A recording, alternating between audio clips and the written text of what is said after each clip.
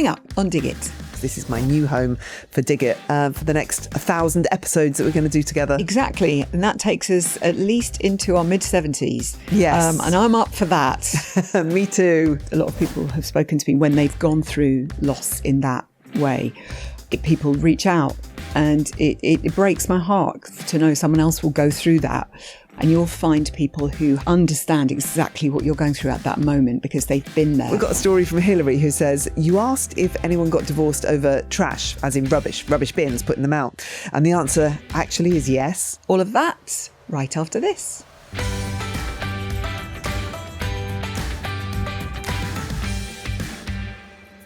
Dig It is brought to you by Beaver Farm. Question for you, Joe.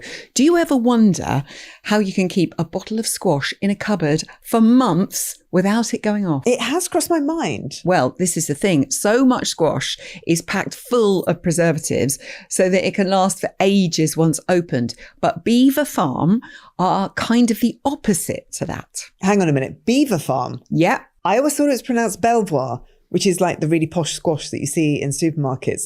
So not Belvoir, but Beaver Farm. Okay, right. This is news to me. Yeah, Joe, it surprises a lot of people. But at Beaver Farm, they're completely obsessed with taste. So they make their drinks properly using real fruit juices, real flowers, and absolutely no artificial sweeteners, flavourings, or preservatives. Which does mean that once you open their cordials, they need to live in the fridge so they can be enjoyed fresh. Yes, slightly less convenient. But so much more delicious. That's why you'll recognise all of the ingredients on the label rather than sounding like something engineered in a lab. Try Beaver Farm drinks for yourself. Enjoy them fresh from the fridge, perfect for sunny afternoons, and they're available in all major supermarkets. At Beaver Farm, they never use anything artificial because the real thing just tastes better.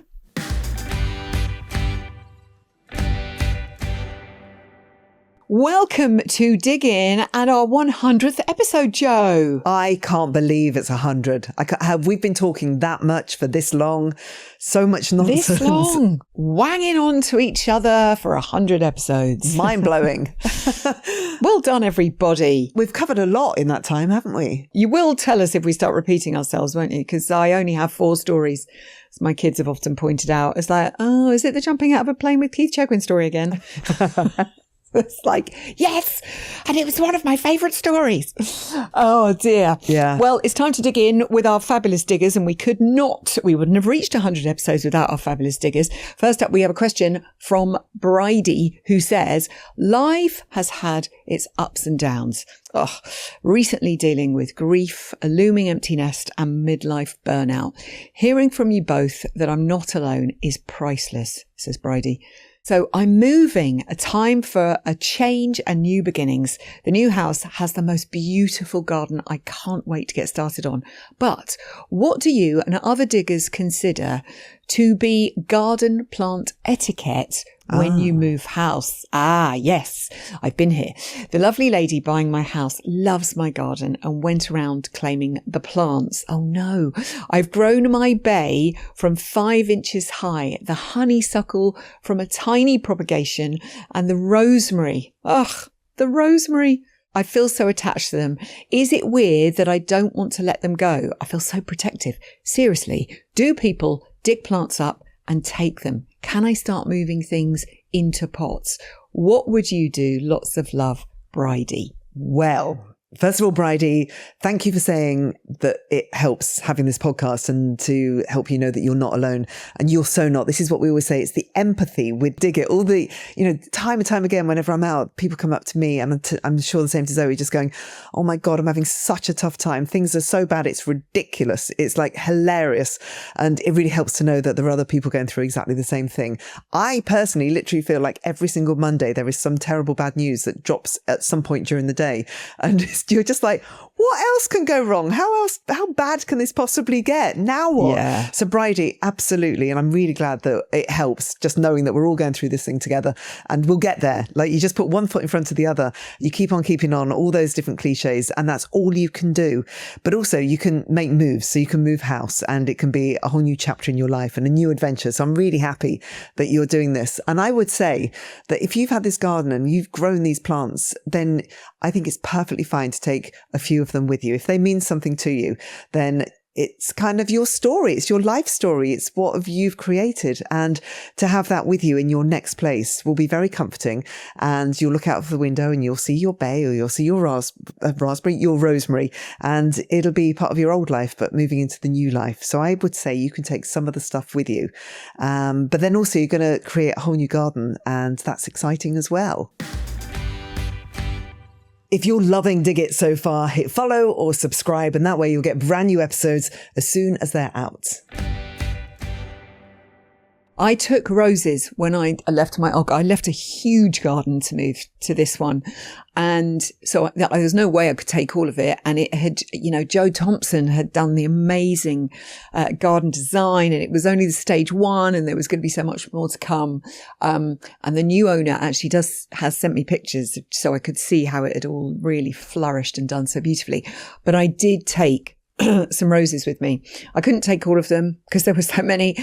And I took the special ones that meant something to me, and I just pruned them right back, and we dug them up, and there was quite a bit of digging to do, and then brought them with me. And there's quite a few of them are scattered around the garden here because they weren't so difficult to move, and they've taken really nicely here. So yeah, take some a couple bits with you. Yeah. It's fine. And the new lady will, can pop something else that they love in, or even can say, if you let them know and say, I'm going to take the honeysuckle because it's, but you can then plant in another honeysuckle, and it won't take long for that to, take over again. Yeah. But I would definitely take things with me. In fact, I've got a couple of roses that are still in pots that I took with me because there's nowhere for them to go in the ground because it is quite, restrictive. It's only small, my garden. So I've kept them in pots because often I think, I wonder how long I'll be here. Will I move again? Yeah. I'm a bit of a nomad. So, it's good to know that you can take certain things with you if they mean something to you, but also you can start again. I was looking at my garden, and you think it was AstroTurf like a year and a bit ago, and it's so huge now. Everything's really grown on, and that's just in 1 year. So, starting again, it won't take too long, but definitely take some bits with you. Don't decimate the garden. Yeah. Because also I think it's really lovely to give your garden to someone else, to know that it's going to thrive and live with another owner. And that's a really, really nice thing. So I think just take and they're going to look after the stuff that really, really means something to you. Take that. And if you want to, you can always get something new and leave it as a leaving gift, and just go, look, here's a honeysuckle. I'm giving this to you. You can plant it where I've taken mine out. And please, I hope it flourishes with you. But I think it's okay to take a couple of special bits. Can you take cuttings as well? I guess you can take cuttings, can't you, and propagate. So like if you've got hydrangeas, or, I know certain plants work better in that situation. Yeah. But Bridie, good luck on your next part of your adventure. Joe and I know people who've been going through a real tough time recently of late, and your heart goes out to them. It always seems that someone is going through something, some terrible loss or tragedy or real tough times.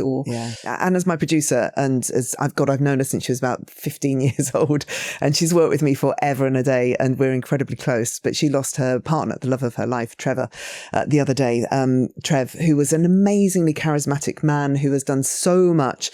He worked with Fontaines DC. He worked with them right from the very beginning. He's done an awful lot for the Irish music scene, and the tributes that have come through for him are so touching. They're so moving. Massive Attack did a big thing the other day, and they talked about Trev and all the work that he's done, and he's a very political creature, very passionate, and it was very moving. Yeah. He worked with Kneecap as well, and just to be with Anna to watch her grief and to know how devastating this is to her, and to all the people who loved him. And last night we were talking, she just said, we'll find happiness again, Joe, we will. And she will. She's got 3 amazing children. She's got so many people who love her, and she's an incredible producer. But, people just every single day, people are losing people they love, and they're going through phenomenally hard times. And all you can do is keep on going for the people who are around you, who love you, and know that there will be a form of happiness waiting just around the corner for you. So I'm just sending love to Anna, or I call her Ansky with 2 eyes at the end, Ansky, and to Trev, rest in power, I think is what Massive Attack said. So rest in power, Trev. You're an amazing man. Trevor, I didn't know him, but I knew of him and the amazing work he'd done, and I was lucky enough to meet him with Anna one time down in Brighton where he lived, and I was struck by the love between them and what an amazing charismatic man he was. And I've only really learned about everything he'd done sort of recently, really, and that is a huge loss. So yeah, I'd send out so much love to Anna and his band and his family, because that's so tough. And I've been talking to another lady who has just lost her husband, who had messaged me. I think sometimes when you lose people in a similar way to I don't know, lots of people have spoken to me about their relatives who've had pancreatic cancer, because they knew that my mum had had pancreatic cancer, and people have spoken to me about MND because we lost our stepdad to MND, and losing Billy. A lot of people have spoken to me when they've gone through loss in that way. People reach out, and it breaks my heart to know someone else will go through that. But what you can find comfort is people further along in that grieving journey, and you'll find people who have gone through exactly what you're going through, and they will understand exactly what you're going through at that moment because they've been there. But hopefully you'll be able to see that in time, and you take as long as you need in those journeys. And it's so tough, but further down the line you will find happiness again, and you will, find joy again. That will happen, because when you're in the midst of that, you just think, how am I going to live? How am I going to carry on? How am I going to carry on for my kids? How am I going to do all these things? But that will come in time. And so, and we do hear from a lot of our diggers going through real tough stuff, and our heart really does go out to all of you. And sometimes we can reach out and have little chats. Sometimes, it's impossible because there's so many lovely people, but you're in a safe space here. Everyone's a survivor. I think everyone's surviving loss in some way, shape or form, and we do it how we can. So yeah, we send an awful lot of love to all those people.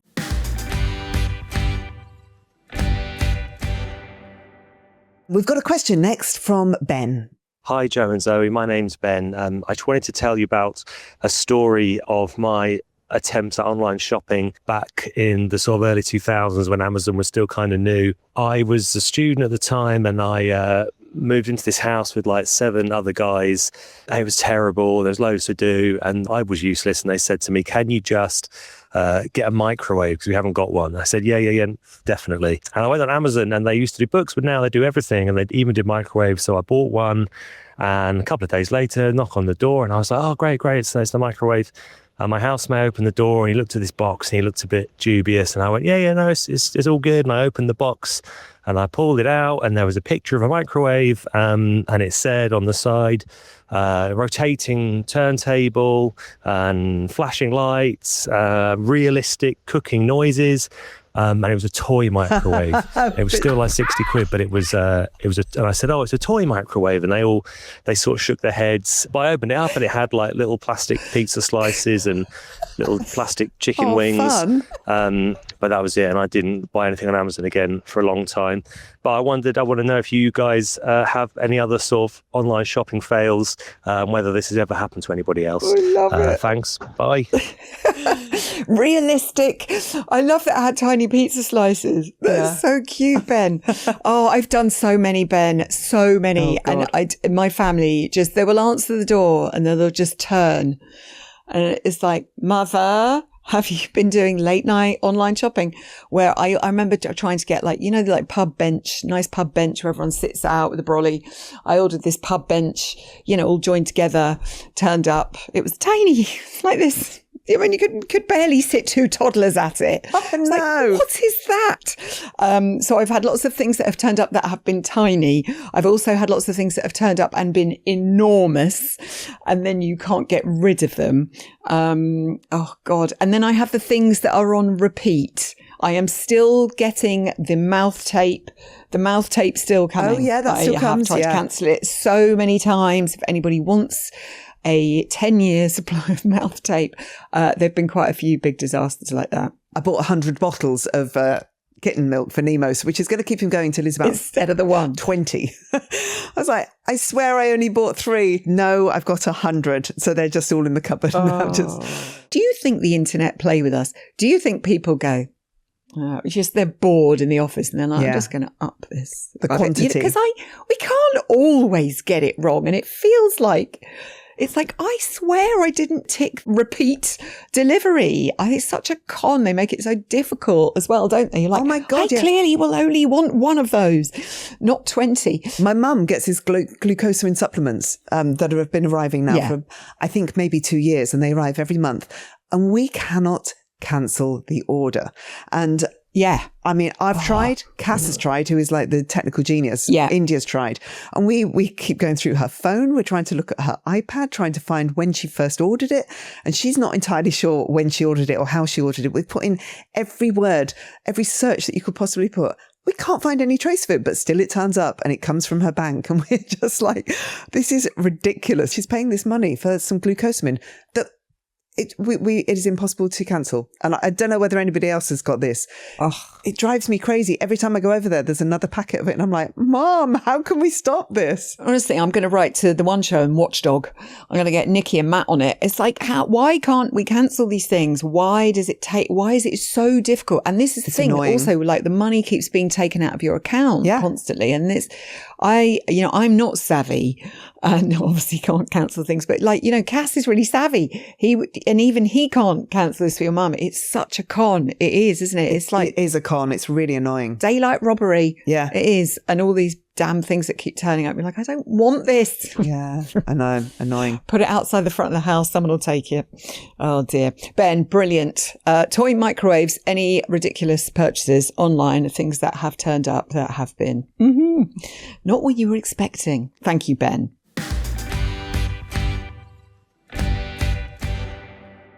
We're going to take a quick break for some ads. But if you're keen to listen to these episodes early and ad-free, you can subscribe to The Potting Shed. Yearly subscriptions get a free Dig It tote bag and some Fothergill's Sow and Tell seeds. Just click the link to subscribe in the show notes. Right, time for a break.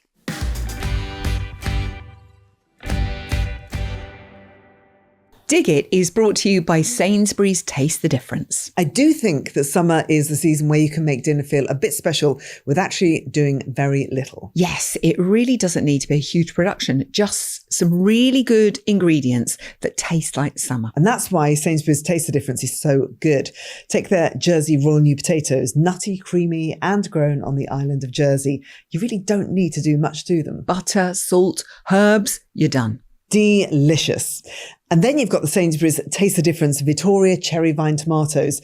They're specially ripened on the vine, so you get that intense sweet burst of flavour. And if you want to turn it into a proper summer dinner, the Sainsbury's Taste the Difference thick cut ribeye steak is dry aged on the bone and matured for 30 days for a fuller flavour. And that's the thing, whether it's a midweek dinner or you've got friends coming round, swapping one core ingredient for Taste the Difference can instantly lift the quality, the taste and the satisfaction of the whole meal. With Sainsbury's Taste the Difference, you can always taste the difference. Available in selected stores and online.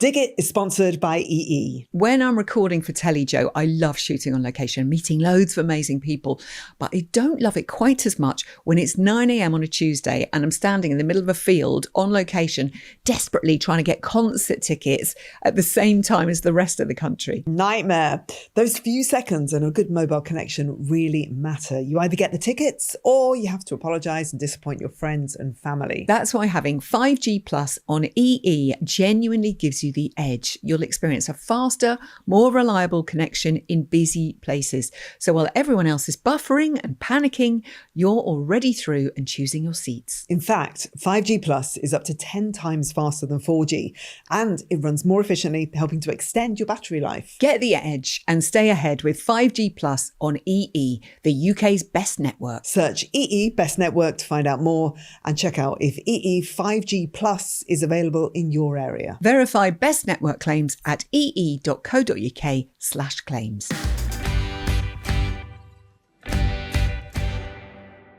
We love telling you our daft stories, and we love it even more, Diggers, when you share with us. So here are some fabulous little bits that we've been sent recently. Inspired by your story, Joe, Liz has been in touch about losing her retainer.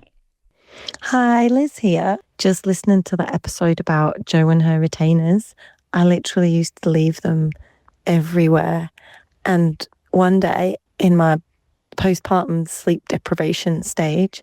I'd gone to the shops, and there's like a big mall here. It's posh shops, and there's like posh shops on the top floor. Anyway, I needed food. I'd got food. And then I'd put them in the sandwich bag with the serviette. And then I'd finish my sandwich, walking around the shops, and then throwing the bag in the bin. And then I couldn't remember which bin I'd thrown them in. So then I had to search through 3 different bins before I found them. But the worst thing is that the posh shops are close to the posh school that I work at. And I was thinking, oh my God, I hope no students see me rifling through the bins at the shops. Anyway, thanks for the pod.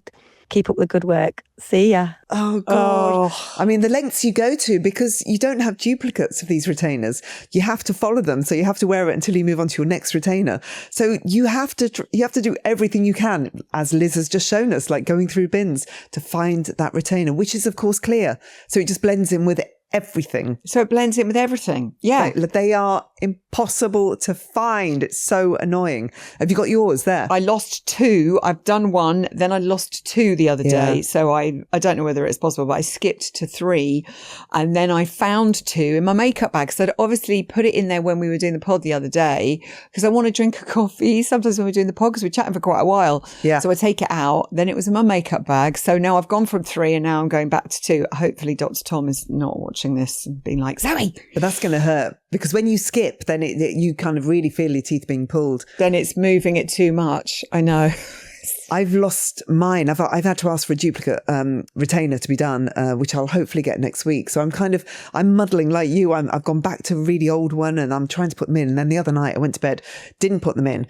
And then halfway through the night, I woke myself up literally grinding my teeth and feeling it chip. And my front tooth has chipped again, which is what I was doing Invisalign for in the first place. But I just literally woke up and was like, oh, what's happened to my teeth? And I could feel all little bits of amalgam, I think it's called. God, so I've chipped my front tooth already because it just keeps cutting. Oh, God, it's just a pain. Is it worth it? Or shall we just have crooked, chipped teeth? This is the thing. I'm like, the other day I was like, it's going to be 13 weeks. I'm like, at this rate, it's going to be 30 weeks. Yeah. I mean, people do it for a long time. No. It is worth it. It is worth it because it changes the shape of your jaw. It makes you look less like a little old lady. It's what and also my teeth keep chipping, so you have to do it. But it's fraught with things that can possibly go wrong, as we've just heard from Liz. Next up, we've got a story from Hilary, who says, you asked if anyone got divorced over trash, as in rubbish bins, putting them out. And the answer actually is yes. My husband's previous marriage came to an end over this very subject. Ooh. So Hilary then says, his ex-wife was away for a business trip and he hadn't taken the bins out while she was away. The rubbish had just piled up, as it does, because no one's taken it out. So by the time she was due home, he couldn't just wheel the bins out as normal. And she immediately realised that he'd missed collection day. Now that drives me crazy. Oh, no. Instead, he drove to the local business park and threw them in the dumpster.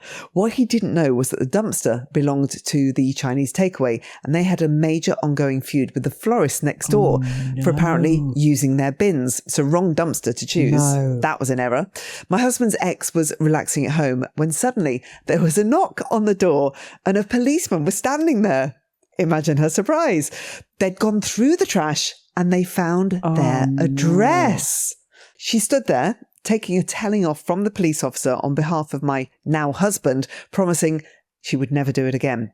This was the final straw, and divorce proceedings promptly followed. Wow. Funnily enough, we are massive Suede fans and we love the song Trash, which is fortunate. Love the podcast, even if I'm a dreamer gardener rather than an actual gardener. Much love, Hilary. Hilary, you don't say how your husband is now, what his form is, whether he takes the trash out, whether he learnt his lesson, or whether you're just very tolerant and you put the trash out all the time. It's like the beginning of a drama, isn't it? Yeah. With Robson Green, where, him and Mark Benton, his neighbour, and he's taken the trash or the rubbish or whatever you call it. and then put it. How unfortunate. Of all the bins to choose, it was the Chinese takeaways feud with the florist that got them in the end. Yeah.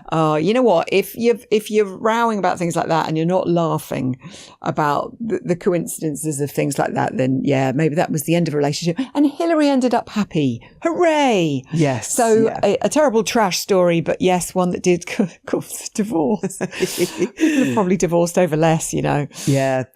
Again, any stories like this that you want to share with us, please do it. Show notes is where all the details are.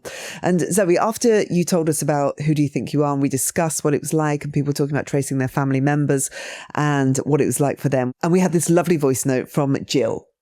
Just to say, I've been listening to your podcast about long lost families. I'm adopted from birth, and I met my birth mother. We're actually very close. She is just the piece that I needed. And actually, it makes me feel very completed that I have both my mothers. I have two mummies. I mean, it's crazy. My brother's also adopted, but he's had no desire to look. But yeah, I've been connected with her since I was 21. So that's a happy story. I'm sure other stories out there aren't as good as that, but that's my story. And yeah, I'm proud. Oh, that's such a lovely, positive story, isn't it? I mean, you can hear the happiness in Jill's voice, just talking about reconnecting. And it is different for absolutely everybody, how you feel when you're adopted, whether you want to reconnect, whether you want to search for your parents, or whether you're completely happy with your situation with the parents that you have. But that's really lovely just to hear how proud and how happy Jill is to have two mummies and that it's all worked out really, really well. So thank you, Jill, for sharing that with us. Also, Jill, you know, you watched Long Lost Family. So my mum was obsessed with Long Lost Family, and often I would see her and be like, "Are you all right?" She had a big puffy face. She's like, "Oh, I can't help myself. I watched Long Lost Family." And I don't know whether they've just come onto Instagram or my algorithm has found them, but I keep when I'm scrolling finding clips from Long Lost Family, and they never fail to make me cry. Yeah. Every single time. It's always so moving, whether they find mum or dad, or they find, you know, sometimes they're no longer here, but sometimes then you find out they've got brothers and sisters they never knew they had. And it is so moving. And, you know, hearing the story, when you've got that question and you never knew if you were adopted why, or your mum or dad left for whatever reason and you never knew why, but sometimes then you find out more about the story and why it had to be that way. It's so moving. It's like the best television ever. And Davina and Nikki do it so well, don't they? They just do it with such care. And I think the team's on that show as well, because this is emotional stuff. And you really are, you know, giving huge news to people about their lives and their lost family. And it's just, I love it. I'm a sucker for it. It's brilliant. What I would say, because this is following on from the story that I was telling, how my dad had a very lonely, very tragic childhood, and his mum left when he was very, very young, and he didn't know her, and there was a lot of bitterness and resentment. He could never understand why. His dad died then when he was really young, so he was brought up by his uncle, and Coco managed to trace his sister, but we only met her in later life. So I only met her a couple of years ago. And it was kind of too late for my dad, because I was saying that when you watch Long Lost Family, I had in my head it was going to be this amazing reunion. There'd be hugs, there'd be tears, and we'd all keep in touch and we'd be part of each other's lives. But my dad was too old and he didn't really appreciate it, and he couldn't quite grasp it. And he was quite happy to just carry on with his own life. So we've got Auntie Susan, who I'm still in touch with, and she's really lovely. But it wasn't the story that you see on the television. It wasn't that, because you know, maybe 10 years ago, 20 years ago, Dad would have had conversations with Susan. He would have asked the questions about, why did Mum leave? What was she like? And we did get the answer from Sue that she wasn't a very loving woman, and she obviously had her own demons, and we don't know why. And that should have been reassuring for my dad. But actually, because maybe it was Parkinson's, whatever is going on with him, it just meant very little to him. It meant something to us. I think it kind of answered questions for us. Yeah. But so if you are pondering, if you do have questions, if you are in that situation, I would say do it now, do it earlier, while you can still follow it up, while it still means something to you, because it might be too late. So yeah, that's what I would say. But thank you, Jill, for sharing with us. That's a really, really lovely way to end this conversation. I think it's really nice.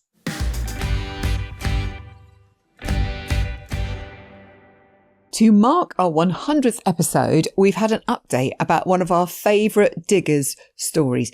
Do you remember the poo-posal story? How could we forget, Kay? Hey girls, it's Kay here, the Ben Nevis poo queen.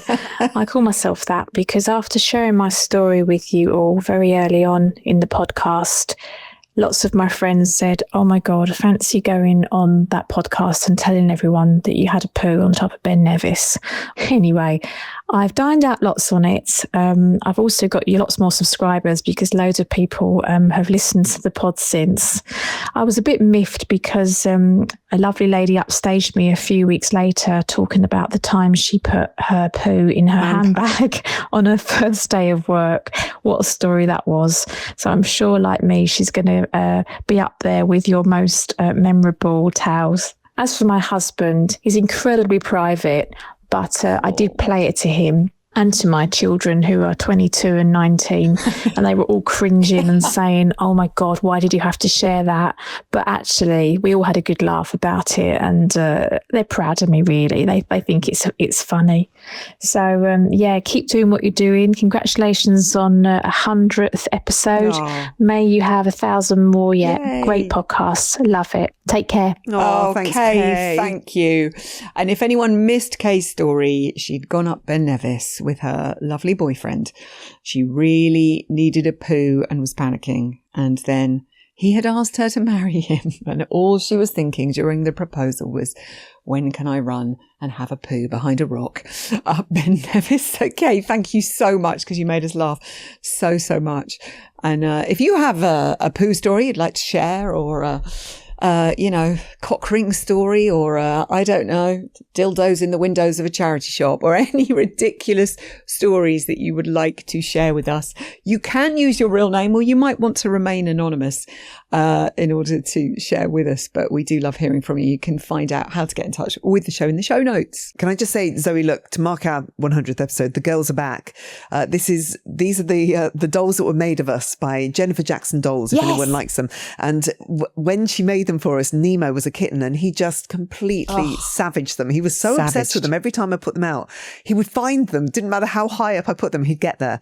And so they were destroyed. Anyway, she's made us new dolls, and so we're back. Yay. And I know you've got our little We're images in the back. background as well. So thank I've got you. us two here. Yeah, we love all the creative types who watch the pod or listen to the pod and send us bits and pieces. Thank you. If you ever want to fill our spaces here, then you are more than welcome. Loving the new wallpaper, by the way. We haven't even mentioned you've got new wallpaper. Oh, we forgot to mention it. Yes. And it's stunning. It's like a garden surrounding you. Yeah, I chose it specially. It's actually, Cass has got this in his bedroom, and I've always been quite annoyed that he'd got it in his bedroom and hadn't got it anywhere else. And it feels perfect for the podcast because it's Dig It. So yeah, I got some garden-y wallpaper, and this is the new gaff. This is how it'll be. It'll probably, there'll be more stuff added to it, but hopefully everybody likes the way it's looking at the moment, because this is my new home for Dig It for the next 1,000 episodes that we're going to do together. Exactly. And that takes us at least into our mid-70s. Yes. And I'm up for that. Me too. You may get to hear some of my stories on repeat. Anyway. Will you tell us the one about the parachute with Keith Chegwin? Because I haven't heard that one for at least a week. Shall I tell you about when I jumped out of a plane with Cheggers? Well, ... Have a great week. Yeah, and you too. Lots of love. Take care, diggers. Bye. Lots of love. Love to your gang.